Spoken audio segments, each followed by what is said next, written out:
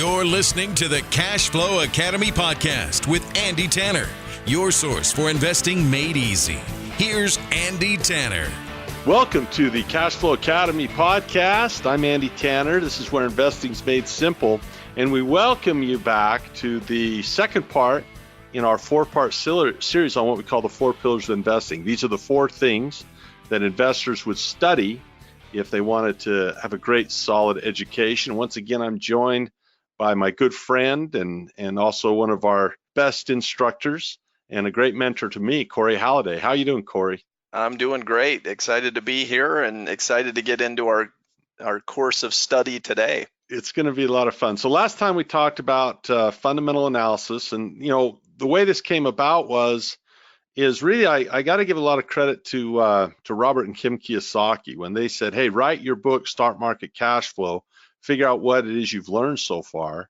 I really boiled it down to look, there's four areas you study. And last time on the podcast, we talked a little about fundamental analysis. So if you didn't catch that episode, catch that one first.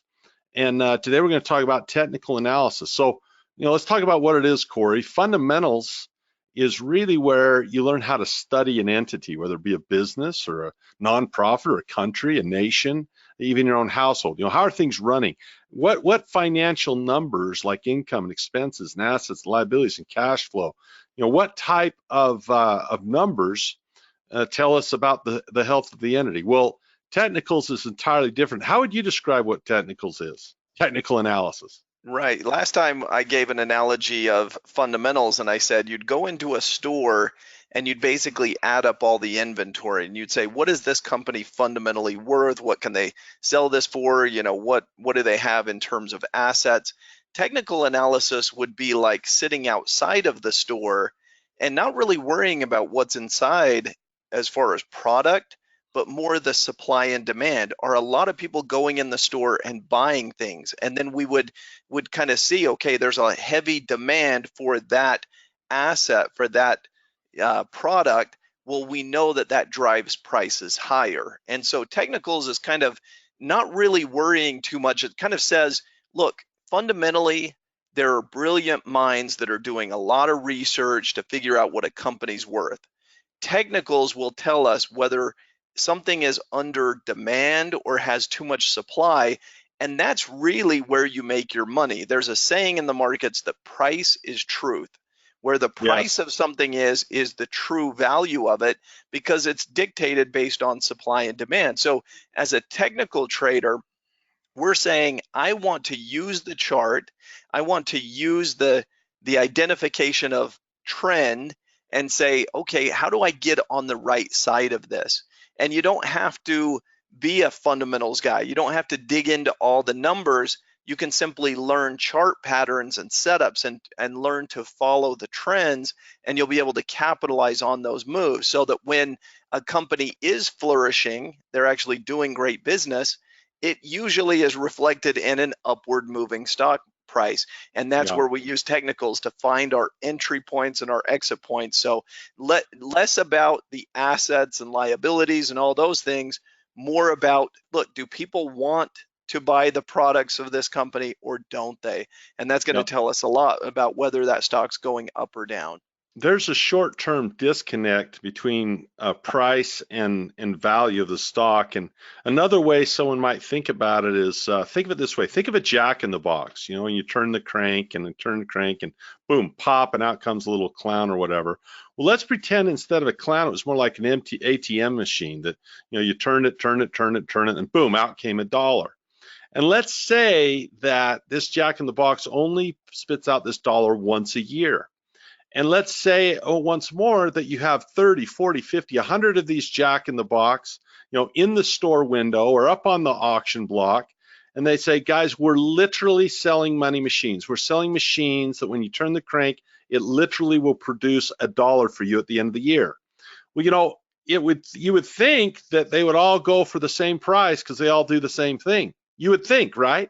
I mean, if it makes $1 at the end of the year, the cost of that jack in the box to take it home with you, maybe someone says, I'll pay $5 for that.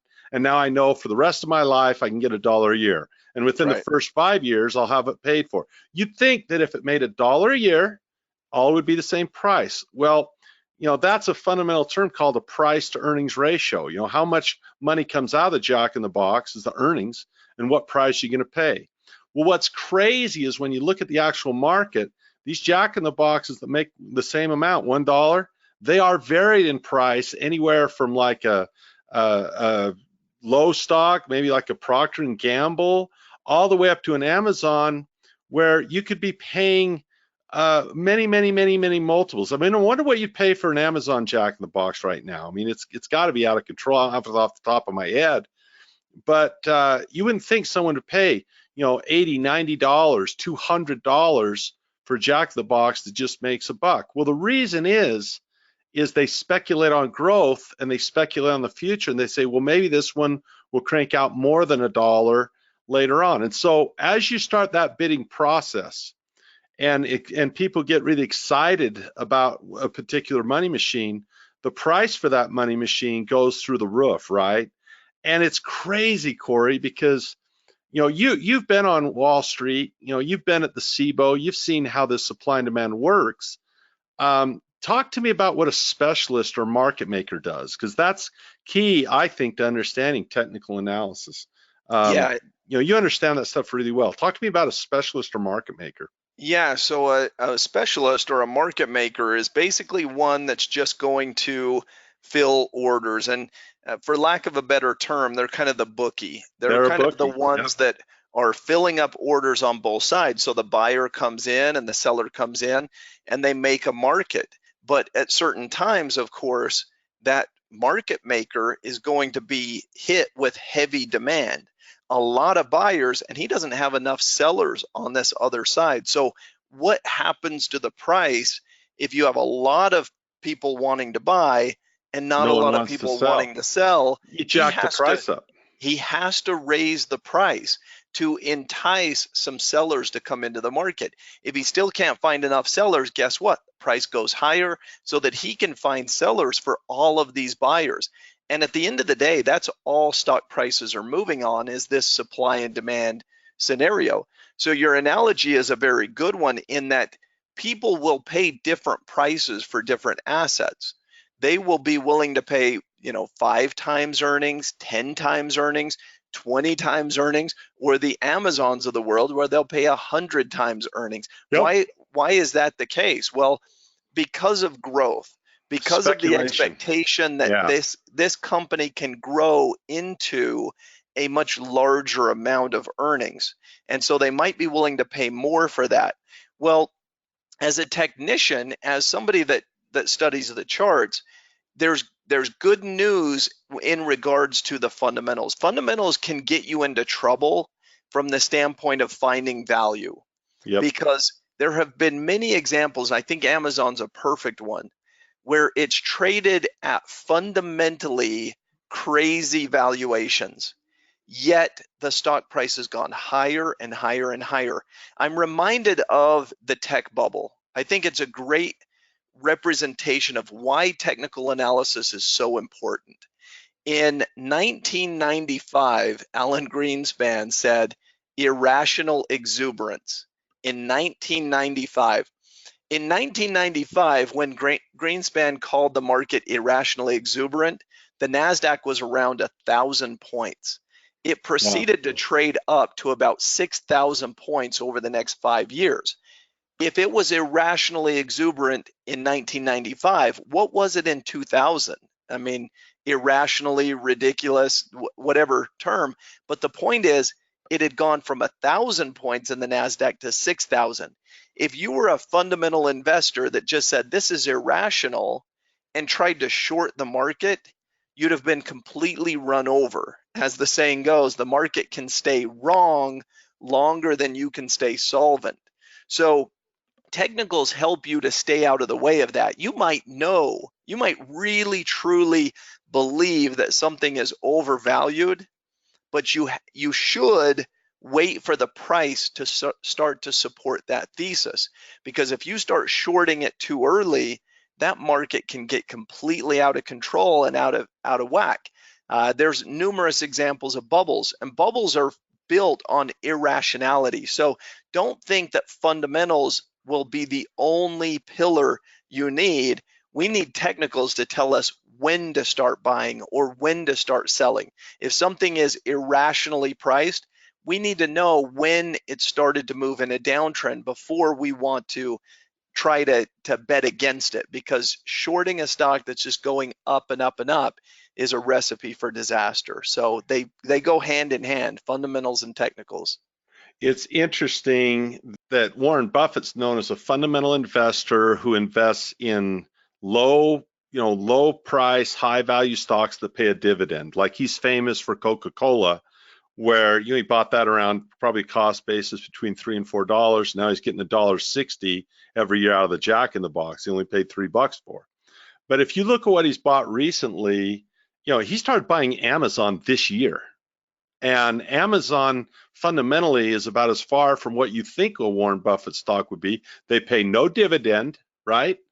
And from a price earnings standpoint, they don't look cheap. So he too must believe in this growth. If he's going to take Berkshire Hathaway money and take a bet on Amazon as he did this spring, there's like you say, fundamentals by itself can get you in trouble.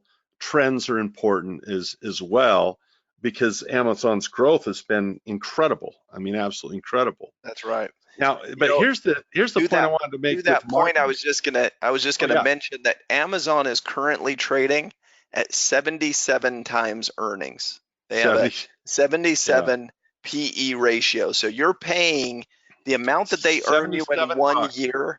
You're paying 77 times for the price of the stock. You're paying 77 times the amount that they'll earn you in 1 year. Yep. Why would somebody invest in them? Because they believe those earnings are going to grow significantly, justifying the valuation. Technicals will help us to kind of be on the right side of that trade. Warren Buffett's in his 80s. If he's going to wait 77 years to get his money back, that's a long time, right? Yeah. Long time. But the other point we were going to make with the market makers, this is really interesting, because you said, okay, here's this market maker who's basically a bookie. What data? Let's say he is trading Apple. He's making the market for Apple, and so you have a whole bunch of people wanting to buy Apple and a few people wanting to sell Apple. He really doesn't care how many iPhones were sold. He really doesn't care whether the earnings or not. All he cares about is moving that price wherever it needs to go to even up buyers and sellers so he can get his spread. His goal is volume. Isn't that true? That's right. Yep. He's just filling up orders. And if he can find a buyer on this side and a seller on that side and match them up, he's going to do that all day long, like a bookie. He just wants to make that little spread in the middle, which gets to the point of he doesn't care. He's not doing homework and research, and he doesn't care if the price moves up, and he doesn't care if the price moves down. Why? Because he just simply wants to fill orders. It's kind of like saying, does Vegas really care if this team wins or that team wins? No, not typically. Typically, they want to fill up as many people on this team as there are as many people on this team, and they have no skin in the game, but they were able to make that spread differential, the difference between the buyer and the seller payout. So that's the goal of a bookie, is just fill up orders and make their little profit in the middle. And it's worth paying attention to a chart, because that should be unsettling for someone in a 401k, because if someone in a 401k is thinking, yeah, I've got this mutual fund with all these great companies, and these great companies are strong and they make money. Doesn't matter, man. If people all of a sudden say, I'm scared of the stock market, I want to go buy gold instead, or maybe I think I'm safer in bonds, and money just leaves stocks, it doesn't matter how much the companies are making. If people are trying to sell and sell and sell and sell and sell, well, they're going to lower that price far enough to where buyers come in. And so that's why you see the stock market. If you were looking at a lot of companies, their sales are pretty steady, like a P&G or Johnson & Johnson when they're not getting sued, stuff like that. But the market has huge swings up and down simply because of the emotions of buyers and sellers. That's why learning to read a chart, learning about things like support and resistance, and that's a great conversation to have. If you don't know what support and resistance is, you've experienced it. I mean, Corey, you and I we're not old men, we're not senior citizens. I'm getting closer than you are. I'm still eyeing, those those senior discounts are still a ways away from me. I can't go to the restaurant and order the I can't go to the IHOP and get my wife gets so mad at me. She's like, you do not have a senior. I go, honey, I'm not too far away. I got a few years. I never wanted to have that discount until this week when I played in a golf tournament and I had to hit from the blue tees. And if you were 65 or older, they got to move up to the white tees. So, I was a little disappointed this weekend. I can't wait. Yeah. So anyway, the point of that is, is pretty important, because you and I are old enough, even though we're not senior citizens, we're old enough to remember when water was free. Do you remember when water was free? Yeah, absolutely. And you'd go to the gym, you'd either go over to the church and play, or you'd go to the YMCA and play. And then after someone won a game and, your team got beat and it was time for someone else to take the floor, everyone went out to the same drinking fountain, and that thing was rusty and old and warm, and it looked like there was a science project growing in that. Who knows what was in that fountain? And you're just taking turns, and there's sweat and blood and everything's falling. Gross. And it was no big deal. You'd finish mowing the lawn, you'd spray off the sidewalk of the clippings with a hose, then you'd take a swig drink it right out of the hose. For all I knew, that was pumped out of the local canal. I didn't know. And so I remember, if you remember this, Corey, I remember the first time that I went to a 7-Eleven and I saw bottled water for sale for like $1. And I thought, that's never going to fly. You don't pay for water. You're out of your mind. And that's called resistance. We say, look, that's not a trend yet. It's not trending. That's resist. I'm not paying that. Well, about a year went by and I fought it, and then it's never going to work. And we went and played basketball, and we got finished with our game. And, it was kind of a long line there at the drinking fountain with the science project in it. So we made our way to 7-Eleven to get some big gulps. And, for some reason, that Coke and that Mountain Dew and that Sprite just seemed sugary and nasty, and your body's tired, it's craving water. And so when no one was looking, I bought a bottled water. It was so cold and cool, and had a container and something to carry around with. And next thing you know, I went from resisting that to supporting that. And now when I go to Costco, we got pallets of the stuff. So you've gone from resistance to support, and that comes out in the price charts. And when you can find those points, there's opportunity. Yes? Absolutely. It is. It's just support and resistance support is buyers. We're on board with this. We want to participate in it. We want to buy it. Resistance is sellers, and they're saying, no, this is not going to fly. This is not good value, whatever their argument is. And that's all that you're looking at in a chart, is saying, where are buyers going to step in and where are sellers going to step in? And it is timing the market. It is using tools to time the market. But what's interesting about that is people will criticize that, but then they're market timers themselves. Yes. Like some people will say, well, Warren Buffett, he doesn't use technical analysis. Of course he does. Warren Buffett is a value manager. He's timing the market. He's saying, I think there's value here. I'm going to time it and buy when it's at this price. Or his most famous saying is, I want to buy when others are fearful and sell when others are greedy. How is that not market timing? So the fact of the matter is we're all trying to time investments as best we can. I want to use the tools at my disposal. I would hate to fly with a pilot that was not using instrumentation. That would scare the heck out of me. No question.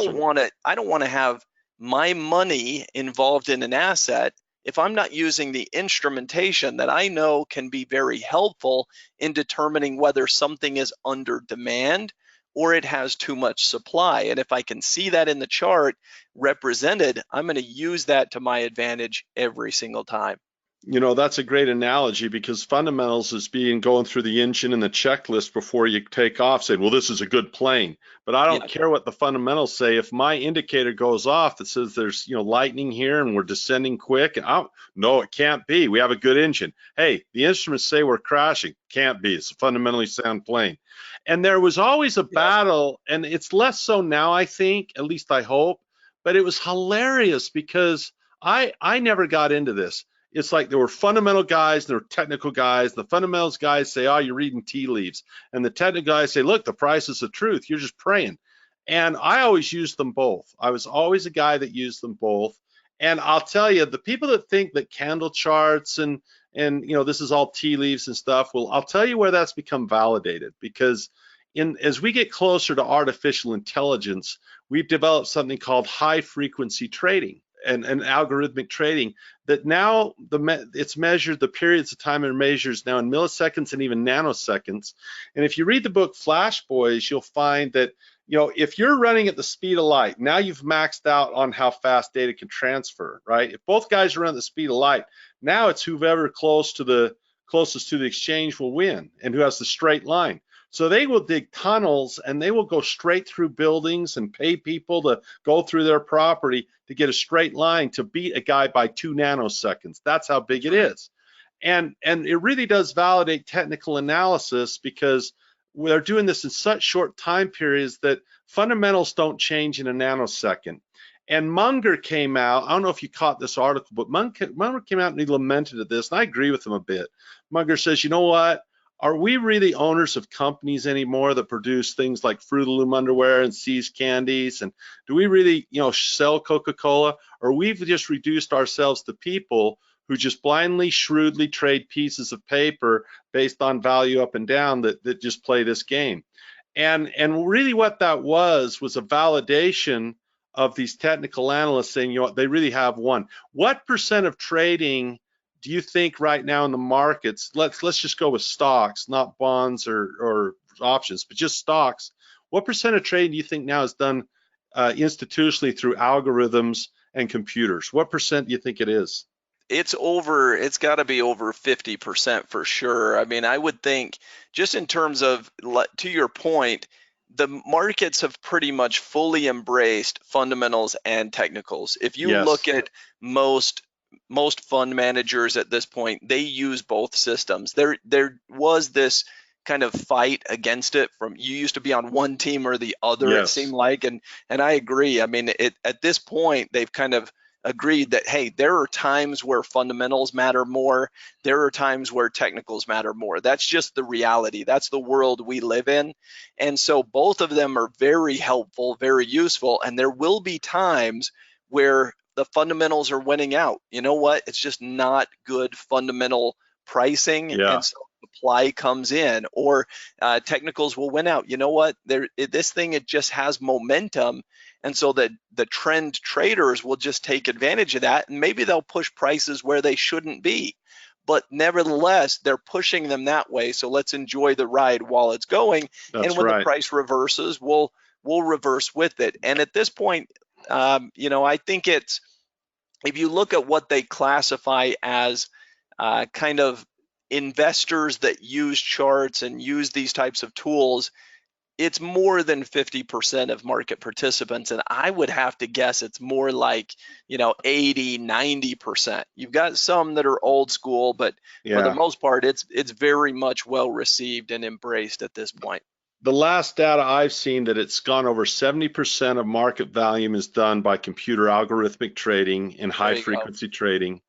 And that's just going to get higher. And the thing it really does validate is, look, it works. Because if it didn't work, people wouldn't, it can't make up 70% of the trades if it wasn't working. And people get nervous. They say, well, I can't compete with the computer. They go, wait, look, these guys have leverage of billions of dollars that they can afford to make a nanosecond trade and get arbitrage and make it work. The good news is that stock isn't going to move that much in a minute, let alone a day, let alone a week. So we're not trying to, it's a different game. We're not even playing that game. That's right. It's just a testament that it works. So, what's interesting is we finish up the first two pillars, fundamentals and technicals. It really answers the question of, how do I make a decision on what to buy? We haven't taken any action yet. We haven't taken a position for cash flow, and we haven't even talked about managing risk. But when a person says, I want to be an investor in a business, real estate, commodities, oil, stocks, options, bonds, whatever, how do we decide? How is it that you make a decision? And it's through looking at fundamentals, which is the strength of the entity. Is this a good company? Is this a good real estate project? Is this a good oil well? Fundamentally, is it good? And then technically, well, what's the price going for? Am I paying a good price for this investment? And is it trending in a nice way? And with that data, you can make decisions that at least have some basis behind them. Now, this is opposed to diversifying. For example, if you diversify in, say, the Vanguard 500, which basically means I'm going to buy all the companies in the S&P, I guarantee you're going to buy some companies that are fundamentally inferior to others and technically inferior to others. And Buffett would never do that. You'll notice his 75% of his wealth is in about 8 stocks. He holds 48 stocks of Berkshire Hathaway, but 75% of it is in the top 8 or the top 7, and he's got a fifth of his money in Apple right now, 1/5. So he's not diversifying. He's looking at fundamentals. Guys like George Soros, they use technical analysis, and they want to make informed decisions. They don't want garbage in their portfolio, and that's why they would never buy the Vanguard 500. They just wouldn't do it. And if they did, no one would buy Berkshire Hathaway, because it takes zero. Let me just say this: to sit and go the John Bogle route, and all respect to the late John Bogle, who just passed this year. John Bogle says, look, you can't beat the market, so just buy it all and hope and pray. Well, he's going to say that because he founded Vanguard. He wants you to buy that. But no one is going to invest in Berkshire Hathaway and drive their price up to, what are their A shares worth right now, Corey? I mean, a couple $100,000 a share. No one's going to pay $200,000 for no insight, because it takes zero creativity, zero work, zero nothing to just go out and buy the S&P 500 in some lame mutual fund that tracks the market.